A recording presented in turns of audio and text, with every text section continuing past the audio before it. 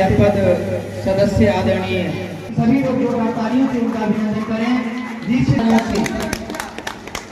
वीरा कुमार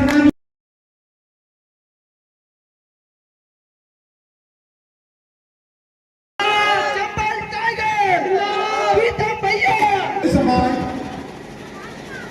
ने बड़ी कुर्बानियां दी हैं। हमारी अवंतीबाई ने देश के लिए कुर्बानी दी और अब हमारा लोधी समाज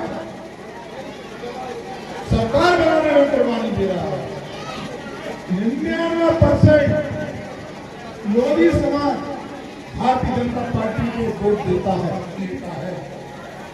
फिर लोधी समाज की हत्या क्यों की जा रही है? एक समय था कि 2 मुख्यमंत्री थे देश के अंदर और आज एक भी मुख्यमंत्री नहीं है। ये बात सोचने की है, समझने की है। दोस्तों, सोचो समझो कि हमारा राजनीतिक स्तर कितना नीचे जा रहा है।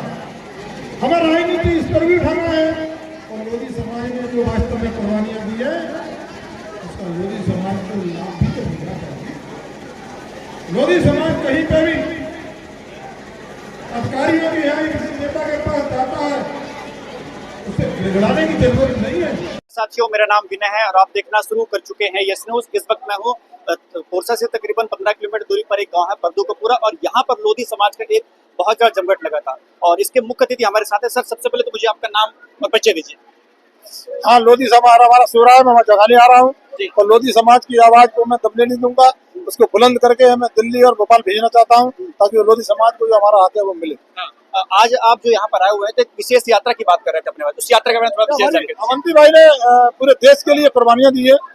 हमारे इतिहास में ये लिखा हुआ है और हमारा इतिहास इतना गौरवशाली है कि हमारे लोधी समाज के ब्लड में केवल एक ही बात घूमती है, लोगों की सेवा करना और देश के पीछे मर मिट जाना। चाहे वो सुल्तान सिंह रहा हो, चाहे वो द्वाराम जी रहे हो, चाहे ब्रह्मानंद जी रहे हो, चाहे अवंतीबाई रही हो, चाहे कल्याण सिंह रहे हो, ये कुर्बानियां दी हैं इन लोगों ने।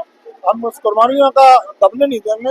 हमें कम से कम कुर्बानियां देने का लोधी समाज को कम से कम हक तो मिलना चाहिए। अपने उद्बोधन में अपने कहा था कि मोदी और लोधी, क्या इस पर कहेंगे आप? मैं डायरेक्ट बीच में कोई नहीं, cut off Lodhi and Modi को मिलाना चाहता हूँ। लोधी हमारी, मोदी लोधी की बात मोदी सुने, मोदी की बात लोधी सुने। इस गांव की जो जनता है लोधी समाज की क्षेत्र, क्या कहेंगे उसके लिए आप?